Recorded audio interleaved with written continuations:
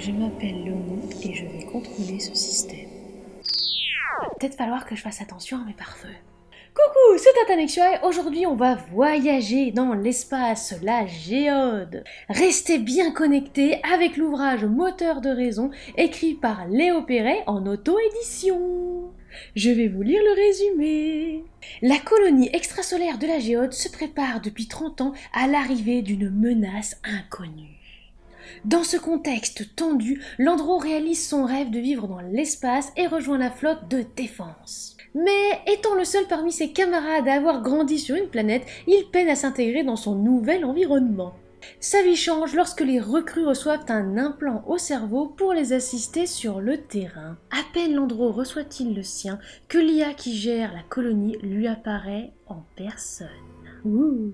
Elle dit avoir subi une attaque et a besoin de son aide pour en trouver la source. Landro devra choisir entre signaler le problème à ses supérieurs ou aider cette entité un brin envahissante dans son esprit. Ça vous donne envie et encore vous n'avez rien lu.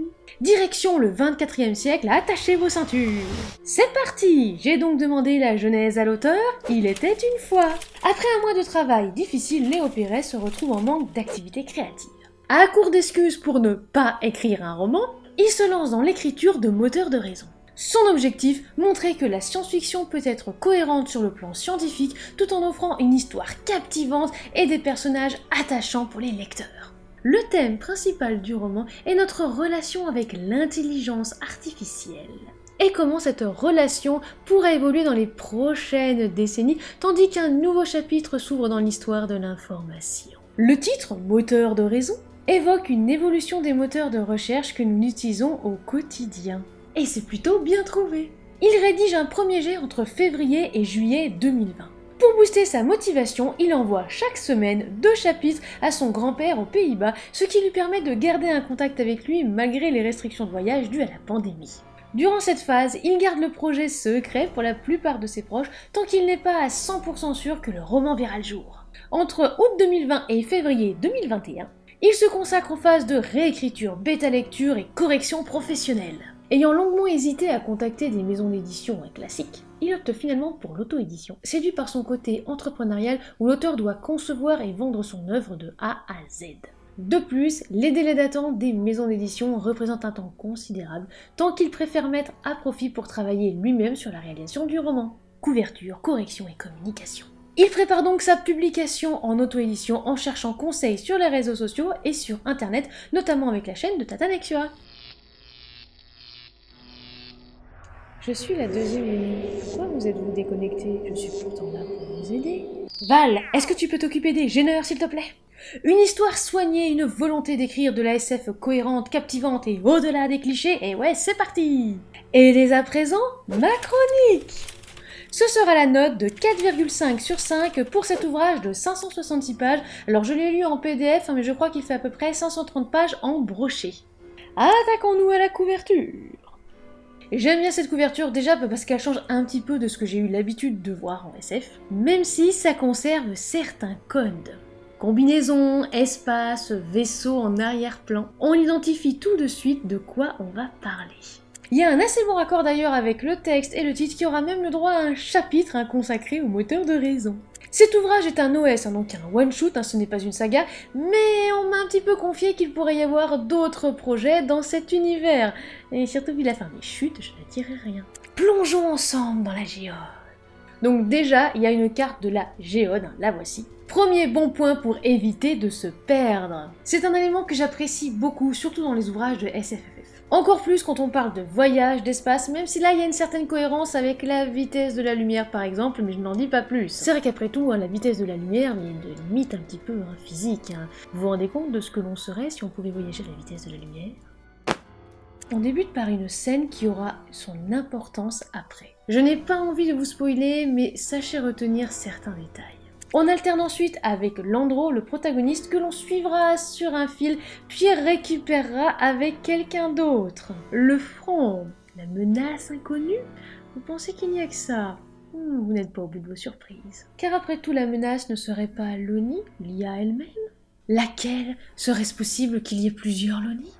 N'y aurait-il pas une autre Loni? Non, Impossible, voyons, je suis unique. Puisque nous sommes dans un monde futuriste, autant vous dire qu'on parlera aussi parfois d'informatique, de backup, sauvegarde, réseau et contrôle, évidemment. Côté univers, les réseaux sociaux, internet ont une part énorme. Serait-ce une réflexion sur notre société? Alors déjà, effectivement, concernant ce thème, tout est connecté. L'ONI voit tout. Mais également aussi on en parle parce que les informations, les influenceurs ou la cote de la flotte, par exemple, s'y trouvent dans ces réseaux. Absolument tout y est. Pour échapper à ce contrôle, seriez-vous prêt à vous déconnecter d'Internet? Là par exemple, tout de suite, si l'on vous dit « Accepteriez-vous de vous déconnecter de tout ?» Accepteriez-vous de vivre sans assistance? Ce thème abordé est très pertinent et pas du tout manichéen et pas d'ailleurs une seule fois dans l'ouvrage. Oui, il y a des résistants, des personnes qui ne veulent pas de l'ONI dans leur vie, d'autres qui apprécieraient par exemple qu'elle fasse plus ou qu'elle fasse moins ou d'une autre manière, et Landro qui jouera un petit peu les arbitres, on va dire un petit peu, il n'a pas forcément le choix le pauvre. On a des vaisseaux, des systèmes différents, des attaques, autant physiques qu'informatiques. Et c'est très riche. Je comprends tout à fait l'idée d'agrandir l'univers plus tard, surtout avec cette fin. Non mais Landro m'a déçu de toute façon, c'est comme ça, Landro m'a déçu à la fin. Voilà, je m'attendais à autre chose. Côté histoire, on démarre dans le vif et cet ouvrage propose d'excellentes descriptions. Alors on suit sans mal Constantine ou Landro, l'ONI, la vraie ou la fausse. Pour cela, il faudra éviter de se faire passer pour une pirate. Ou une rebelle, enfin anonyme. Finalement, on a vraiment deux enquêtes de chaque côté, une on va dire à taille spatiale, et l'autre à taille un peu plus individuelle, au niveau on va dire de l'individu. Puisqu'on vogue jusqu'à une personne, ou plutôt l'oracle, l'ONI, et que Landro a aussi sa part, il a un petit peu aussi son libre arbitre, non? Non? C'est très détaillé, parfois même un peu trop. On suit les mouvements l'un après l'autre, on est très encadré, mais vu que la fluidité augmente au fil de la lecture, je trouve que c'est plutôt agréable. C'est quand qu'on embarque sur le myrmidon sinon?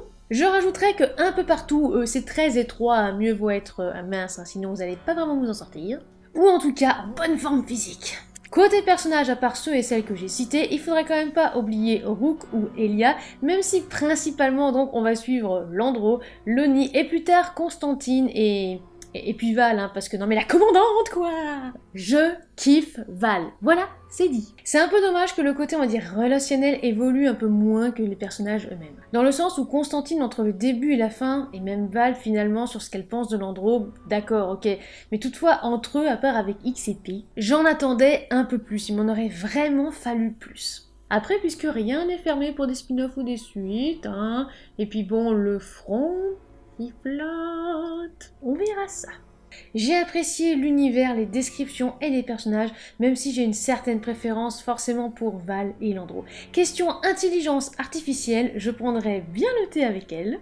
Et aussi du paracétamol pour la tête. Ouais. Niarf. L'histoire est beaucoup plus complexe qu'il n'y paraît et c'est un très bon point. Également les thèmes abordés, que ce soit le sens du sacrifice, les réseaux sociaux, le contrôle, l'esprit, il y a énormément de réflexions et j'adore complètement ça. J'ai moins apprécié l'abus de mais, qui devenait un petit peu un enchaînement prévisible et certaines répétitions. Même si je suis plus tolérante pour les primo-romans. Un dernier mot, Valergie. Bah parce que Val quoi, voilà. Passons maintenant à mes passages préférés. Page 7. L'ONI remarqua une œuvre particulièrement intéressante. C'était une tarentule robotique, une copie conforme de celle qui peuplait la Terre d'origine. Au-delà de son aspect étrange et repoussant, l'artiste avait réussi à y implanter une beauté fascinante. C'est le début, on fait la connaissance de l'ONI, observatrice, et on plonge dans un univers fascinant, même avec l'idée des tarentules, oui. Page 19. Landro émit une exclamation satisfaite lorsque le tir toucha la cible en pleine tête.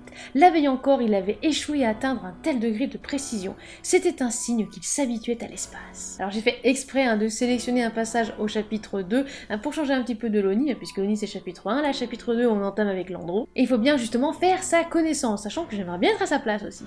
Page 28. Les premiers êtres humains à avoir écouté ces chants les trouvèrent simples dans leur forme, mais riches en informations. Ils entendirent les battements des cœurs d'étoiles voisines et s'en servirent pour examiner leur composition, dresser les premières cartes de l'univers, retracer son histoire et même découvrir les nombreuses planètes qu'elles abritaient. Alors j'adore ce passage puisqu'on entre la poésie et la science, les informations, c'est vraiment très beau. Passons maintenant au point positif. La plume, assez fluide, surtout on va dire après le milieu fin, c'est hyper agréable mais ça va tout seul, c'est vraiment très plaisant. L'univers. L'univers avec les idées, la carte, les réseaux sociaux, les réflexions aussi qu'il y a derrière, c'est très bien. En tout cas, j'ai vraiment apprécié ces points. Loni, Landro et surtout Val sont des persos auxquels je me suis attachée très vite. Chacun sa façon d'agir est profond, a vraiment un background super intéressant, a un but aussi vraiment pas mal. Et puis Val, quoi, voilà, Val. Les descriptions, la façon aussi de suivre un petit peu les personnages. Alors c'est vrai qu'il y en a peut-être qui vont trouver que c'est peut-être trop détaillé, qu'on les suit trop. Ça reste à voir, en tout cas j'ai plutôt bien apprécié. La pré-fin. Alors vu que pour le coup la fin m'a laissé un petit peu sur ma fin, je vais dire la pré-fin puisque les petites lignes on va dire avant, les chapitres d'avant la fin sont vraiment géniaux, mais c'était vraiment juste parfait, il n'y avait pas grand chose à dire et d'ailleurs je crois que je n'ai pas dit grand chose à ce moment-là. Mais il y a également des petits points négatifs. L'abus de mais, en enchaînement surtout, mais, je l'ai déjà dit, varions un petit peu pour éviter ce mais. Les répétitions, même si c'est un petit peu, on va dire, courant pour un primo-roman, c'est vrai que parfois, il y avait des choses pas forcément nécessaires, on va dire, de répéter. En résumé, c'est un très bon primo-roman SF avec un univers qui nous transporte dans l'espace et qui nous fait réfléchir sur des thèmes actuels tout en étant plusieurs siècles plus tard. Par rapport à ça, j'ai une question à vous poser. Laisseriez-vous une autre personne décider à votre place? Ne l'écoutez pas, lisez-le. Voilà, c'était la chronique de l'ouvrage SF en auto-édition écrit par Léo Perret, moteur de raison, et j'espère qu'elle vous aura plu. N'hésitez pas à vous abonner, c'est gratuit, à lâcher un petit like, un commentaire et pourquoi pas à partager cette vidéo, ça nous fait toujours plaisir et ça nous aide au niveau algorithme. Si le contenu vous plaît et que vous souhaitez nous soutenir, vous pouvez vous rendre dès à présent sur Tipeee ou Utip. Et en attendant la prochaine vidéo, soignez votre plume.